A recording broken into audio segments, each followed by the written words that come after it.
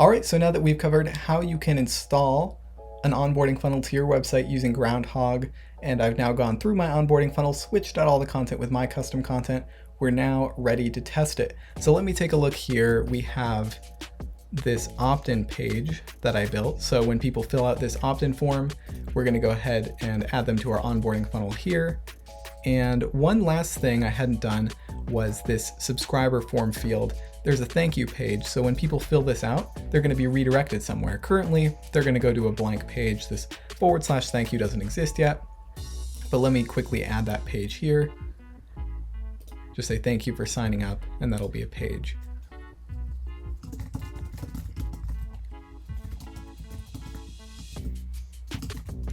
Check your inbox. So I'm saying thank you for signing up, check your inbox, and then we'll just publish that page.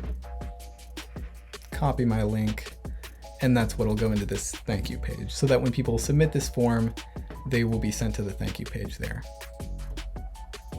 So the next thing we're going to want to do, it's giving me this error. In the last video I was setting up an email that doesn't exist yet, but now what I can do is go to my subscribe page and go ahead and sign up and test to make sure my funnel is working. So I'm going to go ahead and view my subscribe page. Just go ahead and fill this out. I'll say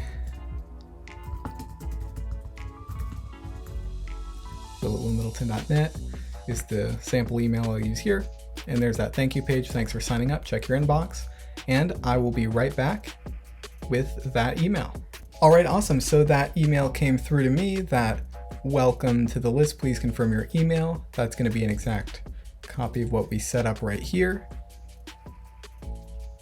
There we go. It's cool to see it in your inbox and then also in Groundhogg here.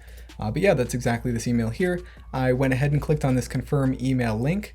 So now I should be at the point in the funnel where I have the confirm tag and am being sent the welcome email.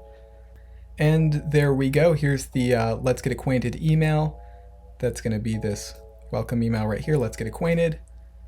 That is a copy exactly of what I got here in my inbox. So you can really see this coming to life here, how you can build out your funnel and send your subscribers onboarding messages when they opt in for that help.